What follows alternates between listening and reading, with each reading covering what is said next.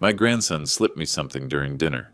A note, folded tight, hidden under his napkin. His parents didn't notice, but I did. And I saw his hands. They were shaking so badly he could barely hold his fork. I waited until I was alone to read it. 5 words. Storage Unit 247. Tomorrow morning. I had no idea what he meant. No idea why. But the look in his eyes told me if I didn't go something terrible would happen. So I went. I opened that unit, looked inside, and I realized I wasn't there to help my grandson. I was there to save my own life. Hey there. Thanks for tuning in. Before we begin, hit that like button, subscribe if you haven't already, and drop a comment telling us where you're listening from. We love hearing from you. Quick heads up, while this story contains fictional elements for storytelling purposes, the lessons and emotions you'll experience are absolutely real. Now let's dive in. My son stopped looking me in the eye about 6 months ago. I didn't know why then. I didn't know he and his wife had plans for me. Dark plans. The kind that make your stomach drop when you finally understand. My name is Walter. I'm 68 years old, and I've lived in Milwaukee my whole life. I was a carpenter by trade, spent 45 years building custom furniture for families all over Wisconsin.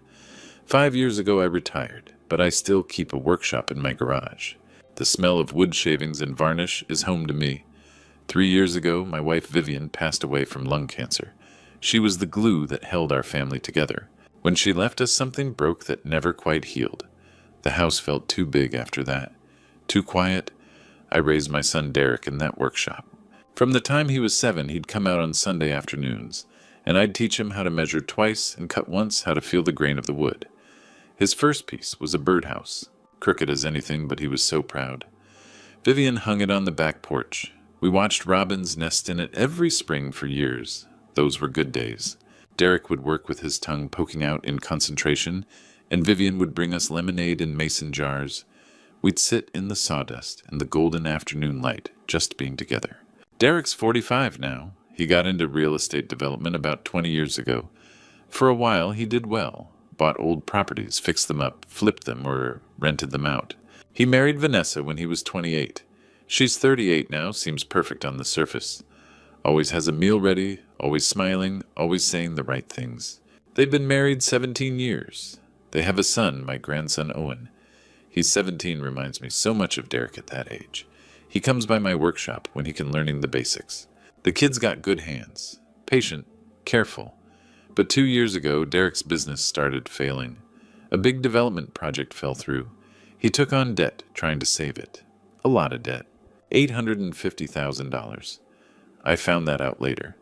At the time, all I knew was my son looked exhausted, stressed, worn thin. I'd helped him once before, back in 2015. Loaned him $50,000 for his first property purchase. He paid me back every cent. I was proud of him. But 6 months ago, something changed. Derek stopped coming by as much.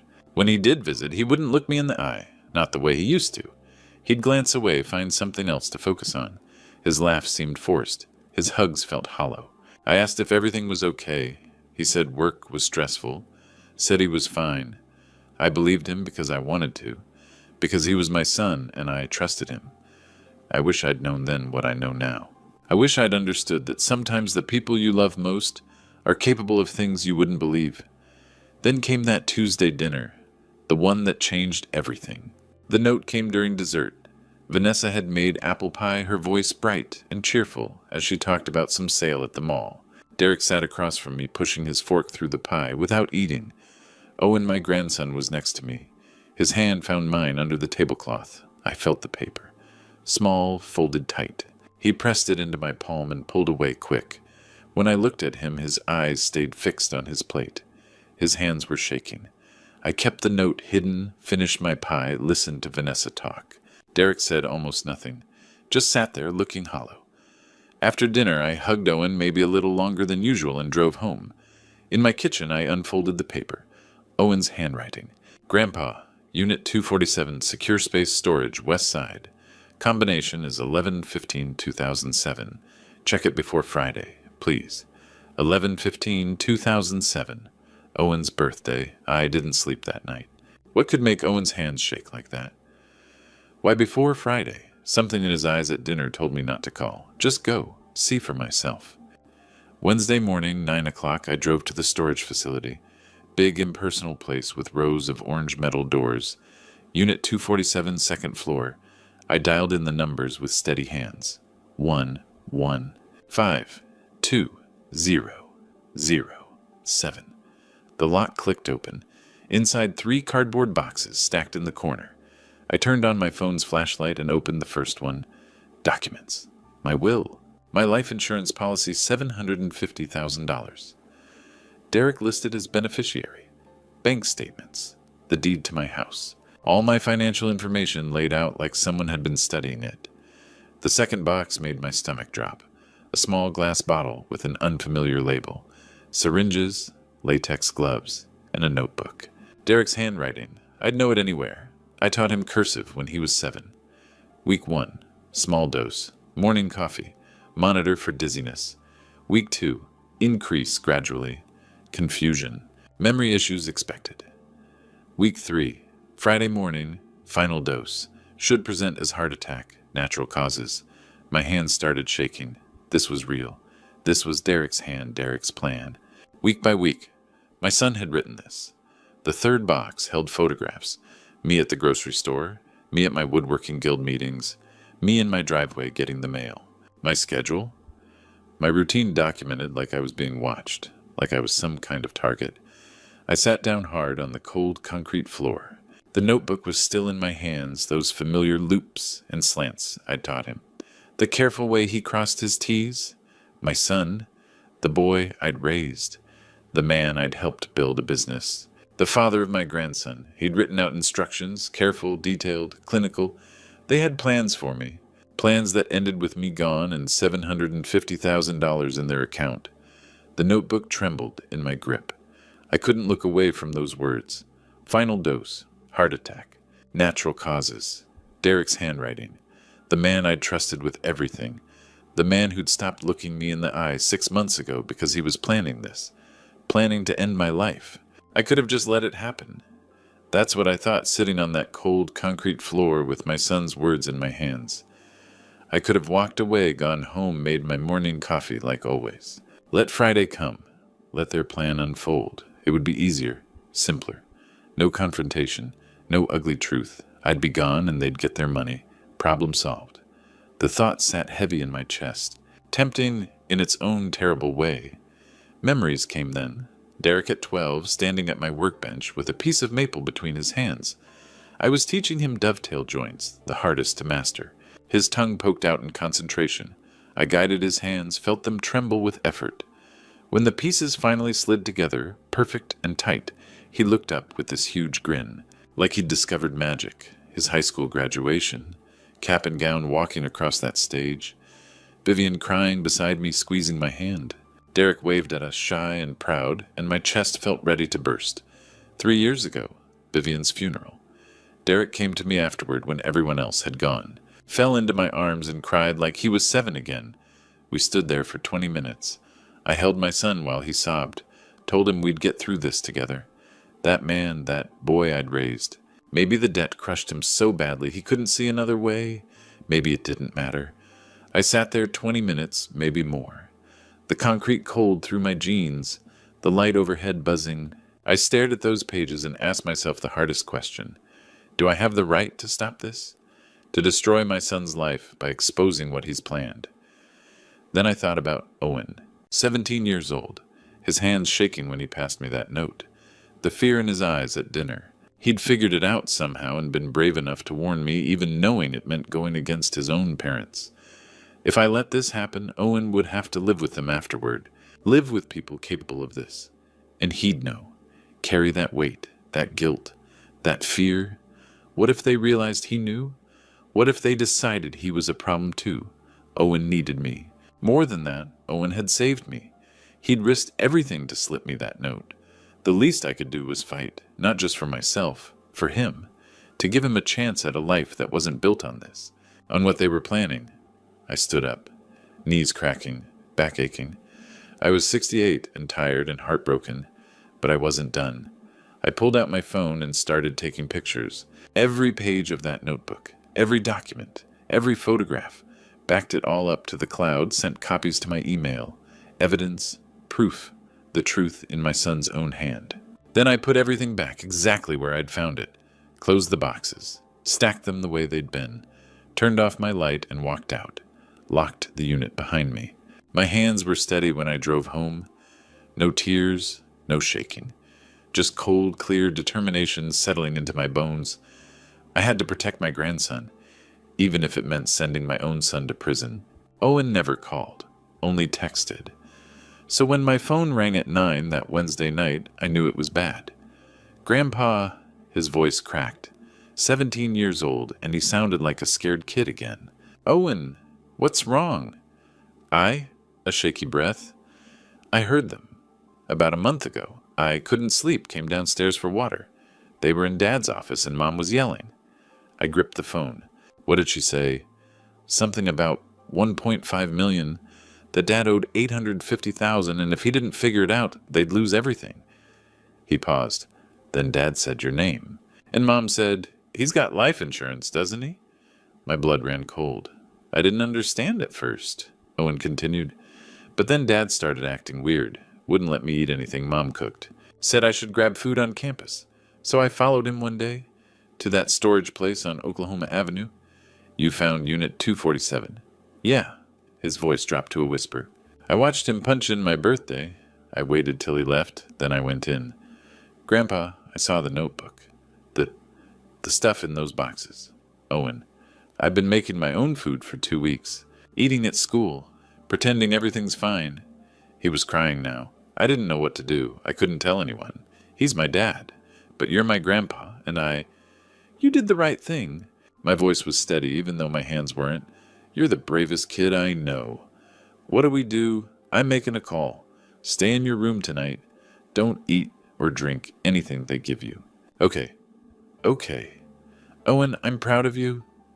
After we hung up, I sat in my kitchen for a long minute. Then I dialed a number I hadn't called in years. Vincent Porter. Vince, it's Walt. I need your help. 10:30. I was sliding into a booth at George Webb on South 27th. The diner was half-empty fluorescent lights buzzing overhead. Vincent was already there, nursing black coffee. 67 years old, retired MPD detective, and the best friend I'd had for 40 years. He stood when he saw me. Walt, you sounded rattled on the phone. I sat across from him, pulled out my phone, and slid it across the table. Look at these. He scrolled through the photos I'd taken at the storage unit. His face didn't change. Cops never show much, but his jaw tightened. Your son? He said quietly. Yeah. And his wife? Yeah. Vincent set the phone down. You got a plan. I need cameras. Wireless. 3 of them. He nodded slowly. I know a guy. What else? I need someone active duty. Someone who can move fast when we have evidence. Melissa Brooks. Homicide. Good cop. I'll call her tonight. And I need to get into their house. Vincent looked at me hard. You sure about this, Walt? I'm sure. He pulled a pen from his jacket, started scribbling on a napkin. Okay, here's what we do. You call Derek tomorrow morning. Tell him you're worried you want to stay a few days. Play the concerned father. He'll believe that. He's desperate. He'll believe what he wants to believe. Vincent slid the napkin across the table. We plant the cameras Thursday night. We record everything. Friday morning, we call Melissa. She gets a warrant, we move. I stared at the napkin. 3 locations, kitchen, hallway, office. You ready for this? Vincent asked, and I thought of Owen's shaking hands, of Vivian's grave, of my son's handwriting in that notebook. Yeah, I said. I'm ready. Thursday morning, I dialed my son's number, the son who wanted me dead. Derek's son, I said, keeping my voice steady. I'm worried about you. Maybe I could stay a few days. Silence. Then Vanessa's voice in the background muffled. Derek came back on, Yeah, that'd be good, Dad. 4 o'clock? Perfect. I hung up and stared at my phone. My son, the man I'd taught to build birdhouses, the man who was planning to end my life. I grabbed my overnight bag. 2800 South Kinnickinnick was a craftsman house with a wide porch. I'd helped Derek buy it 12 years ago. Now it felt like enemy territory. Vanessa opened the door. Blonde ponytail cream sweater, perfect smile. Walt, so good to see you. She hugged me. Derek's in the living room. Owen's upstairs not feeling well today. I knew better. Owen was here because we'd planned it. Derek sat slumped on the couch, dark circles under his eyes. When he stood, his hands trembled. Hey, Dad! Hey, son! Dinner was surreal. Vanessa served pot roast with roasted carrots and mashed potatoes, everything perfect. She smiled and laughed and asked about my woodworking. Derek barely spoke, pushing food around his plate. Owen sat pale and quiet across from me, his fork scraping ceramic. Family is everything, isn't it? Vanessa said, squeezing Derek's hand. We're so lucky to have each other. I looked at her, really looked, and saw nothing behind those blue eyes. No guilt, no fear, just cold calculation. That's right, I said. Family is everything. Owen's eyes met mine. I gave the smallest nod. Derek excused himself early. Exhausted, he mumbled. Vanessa followed, touching my shoulder. Guest room's ready, Walt. Sleep well. I waited. 11 p.m. The house was silent. Owen appeared with a small backpack. Inside 3 wireless cameras, no bigger than smoke detectors. Vincent had come through. We moved like ghosts. Kitchen first. I climbed onto a chair, tucked the camera above the refrigerator, angled toward the counter and coffee maker. Owen watched the stairs. Hallway second. Mounted high, facing the bedrooms and office. Office third. I slipped inside, placed it on the bookshelf behind binders. Perfect view of the desk. Back in the guest room, I opened my laptop. 3 screens glowed, kitchen, hallway, office. All live, all recording. Owen sat beside me, shoulder pressed against mine. 17 scared, but not leaving. We got this, Grandpa, he whispered. I put my arm around him. Yeah, kid, we do. We sat in the dark, watching the empty hallway, waiting. 11:47 p.m. The bedroom door opened. Vanessa stepped out, moving quietly down the hall in a thin robe. She glanced back once, making sure Derek was asleep, then descended the stairs. On the laptop screen, I watched her enter the kitchen. She went straight to the cabinet above the sink. The camera caught her, moving through the dark kitchen like a ghost. 11:47 p.m. On the laptop screen, I watched Vanessa open the cabinet above the sink. She pulled out a small bottle, clear liquid. No label, and unscrewed the cap. Her movements were calm, practiced. She poured it into the Folgers container, stirred with a spoon, then sealed it and placed it back exactly where it had been. She wiped her hands on a dish towel, glanced around once, then walked back upstairs. Beside me, Owen's breathing had gone shallow. Grandpa. I know, I whispered. I know. 11:55 p.m. The office camera flickered. Derek stepped into frame. He sat at his desk and opened the notebook, the same one I'd seen in the storage unit. His pen hovered over the page. Then he wrote slow and deliberate. Friday. Final dose. He set the pen down. Dropped his head into his hands. His shoulders shook. I couldn't look away. A shadow appeared in the doorway. Vanessa. Is it ready? She asked, her voice low. Derek didn't look up. Yeah, tomorrow. Good. She stepped closer. 850,000, Derek. For Owen's future. For our future. He said nothing. She turned and left without another word. The timestamp on the screen read 12:10 a.m. Friday. Owen was crying silently beside me, tears streaming down his face. I put my hand on his shoulder, but I couldn't speak. My throat had closed up. My eyes burned. I clicked through the footage, saved every file, uploaded to the cloud, copied to a USB drive, emailed the files to Vincent with the subject line, Evidence, Friday morning. I saved it 3 times. I wasn't taking chances. 5:30. Friday morning, the house was still dark. I slipped downstairs, moving as quietly as Vanessa had.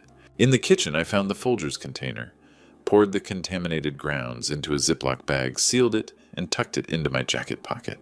Then I opened the fresh container I'd brought from home and filled the coffee maker. By the time the sun started rising, the pot was brewing. I sat at the kitchen table and waited. 6:30. Vanessa came downstairs in her robe, hair pulled back. She stopped when she saw me. Morning, Walt. You're up early? Couldn't sleep, I said. Her eyes flicked to the coffee pot. Fresh? Full.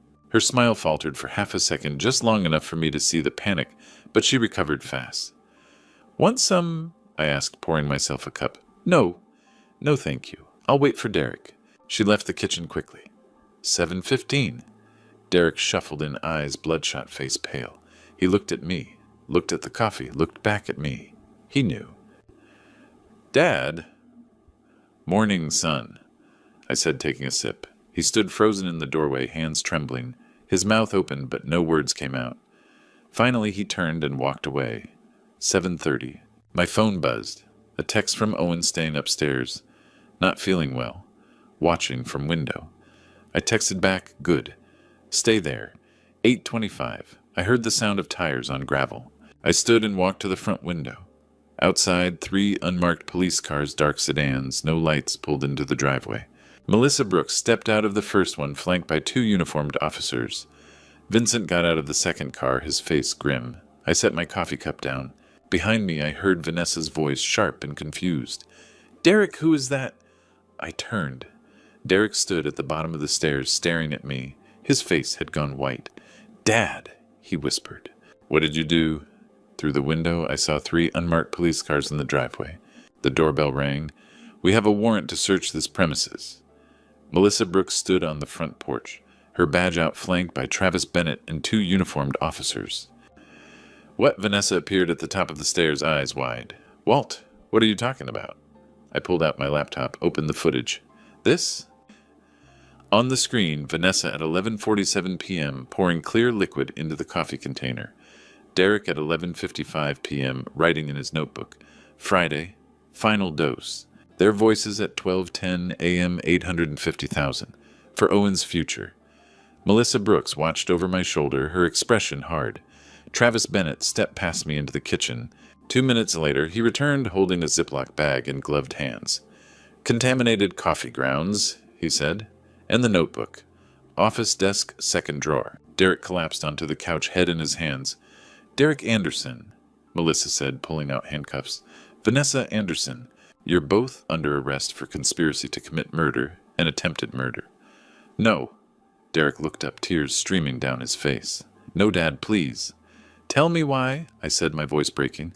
"Tell me why my own son—" "The business failed," Derek shouted, standing. "I owed $850,000. The bank was going to take everything, the house, the business, all of it. I didn't know what else to do." His voice cracked. "I'm sorry, I'm so sorry. Please forgive me." I stared at him, at the man I'd raised, the boy I'd taught to build with his hands.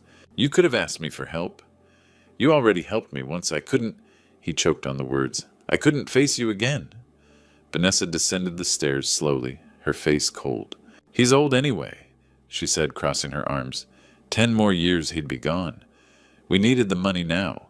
We have a life to live, Derek. We have plans. She turned to me, her eyes sharp. "You destroyed this family. You destroyed us." "I saved my life," I said, "and my grandson's." Travis Bennett cuffed her wrists behind her back. She didn't flinch. Derek was still crying. "I didn't have another choice. Please understand. Please. I loved you." I said, tears running down my face now. "I loved you, son, but I couldn't let you end my life." Footsteps pounded down the stairs. Owen. He ran across the living room and threw his arms around me, burying his face in my shoulder. I held him tight, felt him shaking. Derek saw him, saw his son standing with me against him, and he broke. "Owen," he whispered. "Owen, I'm sorry. I'm so sorry." Owen didn't look at him, just held on to me. The officers led Derek and Vanessa to separate cars. Derek's hands were cuffed behind his back, his shoulders slumped. Vanessa walked with her head high, no emotion on her face. At the car, Derek turned back. Our eyes met. His were full of tears, full of regret, full of the boy who used to sit at my workbench and hand me nails one at a time so carefully. Mine were full of tears too. But I didn't look away. I'd made my choice. The police cars pulled out of the driveway, one after the other. I stood on the porch with Owen's arms still around me, and I watched them go. Vincent walked over, put a hand on my shoulder. "You did the right thing, Walt." I didn't answer. I wasn't sure there was a right thing, but I'd chosen life, and I'd chosen Owen. If you've made it this far, thank you for staying. Leave a comment, anything, just so I know you're still here with me. Now, a word of caution, what follows includes fictionalized elements. The trial, some conversations, certain details, they've been dramatized for storytelling. The emotions, the choices, the lessons I learned, those are absolutely real. If this is where you want to stop, I completely understand. But if you want to know how Owen and I rebuilt our lives, keep watching. 10 months later, I sat in a courtroom and watched my son receive a 25-year sentence. The trial had lasted 8 months. Derek's lawyer tried to argue diminished capacity, financial desperation, mental breakdown, but the evidence was overwhelming. The footage, the notebook, the contaminated coffee grounds. Derek confessed everything.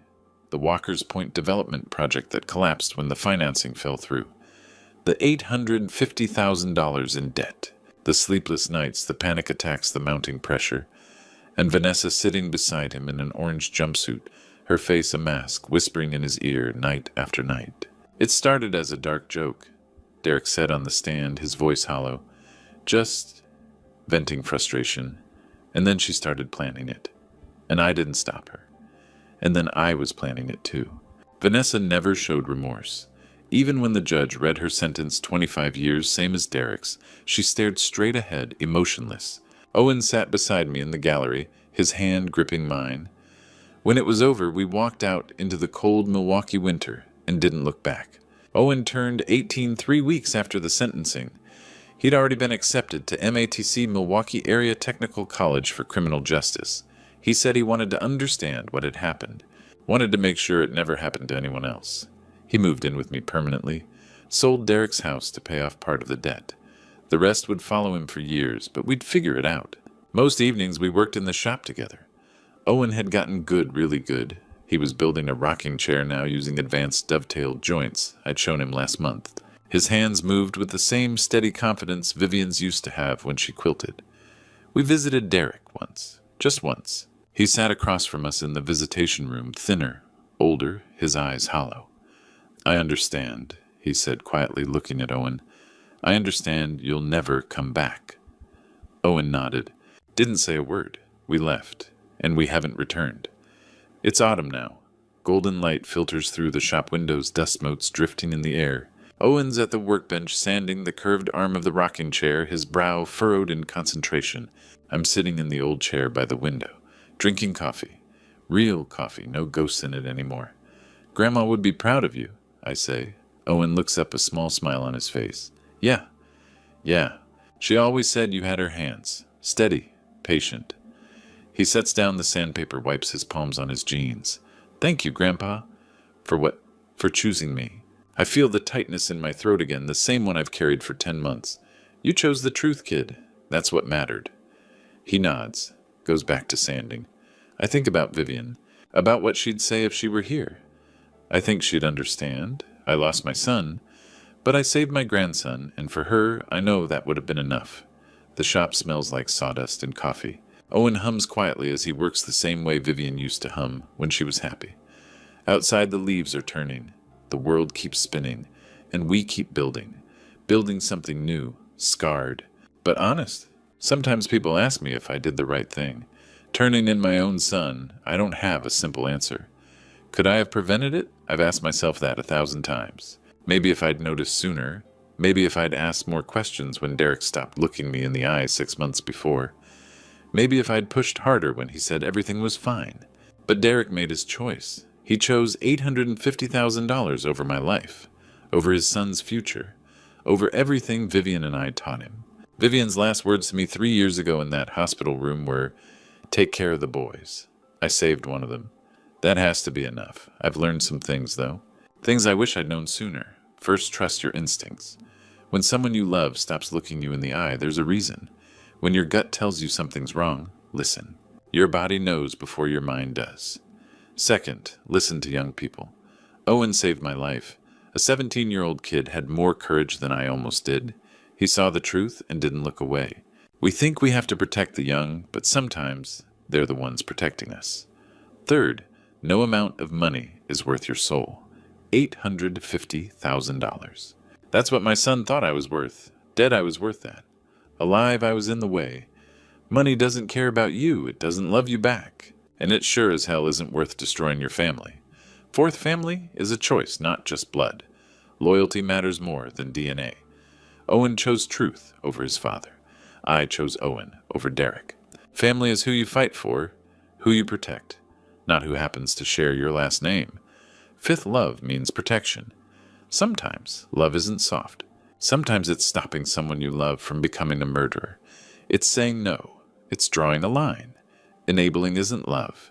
Protecting even when it's hard, even when it breaks your heart, that's love. Do I regret it? I regret that my son became someone who needed to be stopped. I don't regret stopping him. There's a difference. Owen's building a life on truth now. Not lies, not shortcuts, not desperation. Truth. Every Sunday I put flowers on Vivian's grave. I tell her about Owen, about the rocking chair he finished, about his classes at MATC, about how he hums while he works just like she did. I think she'd understand what I did. I think she'd forgive me for the part of me that still aches when I think of Derek in that orange jumpsuit looking back at me through the police car window. Tomorrow, I'll wake up. Owen will leave a note on the counter, something like, "Gone to class back at 3, love you, Grandpa?" I'll make coffee. I'll head to the shop, and that will be enough. I chose to fight. I chose life. And that's enough. I didn't turn in my son. I stopped a murder. And I gave my grandson a chance to become a better man than his father. That's not betrayal. That's love. So that's my true story. One of those grandpa stories nobody wants to live through, but one I hope you'll learn from. If there's anything I want you to take away from this, it's this: don't be like me. Don't wait until you're holding evidence of your own son's betrayal before you act. Trust your instincts earlier. When someone you love stops looking you in the eye, ask hard questions. When finances don't add up, investigate. When a grandchild whispers fear, believe them immediately. God gave us instincts for a reason. He gave Owen the courage to hand me that note. And he gave me the strength when I thought I had none left to choose life over loyalty to a son who'd chosen greed over love. This isn't just another one of those grandpa stories shared for entertainment. This true story is a warning. Financial abuse happens in families. Emotional manipulation destroys from within. And sometimes the people we trust most are the ones plotting our destruction. God sees these things even when we're blind to them. He puts truth tellers in our path like Owen if we're willing to listen.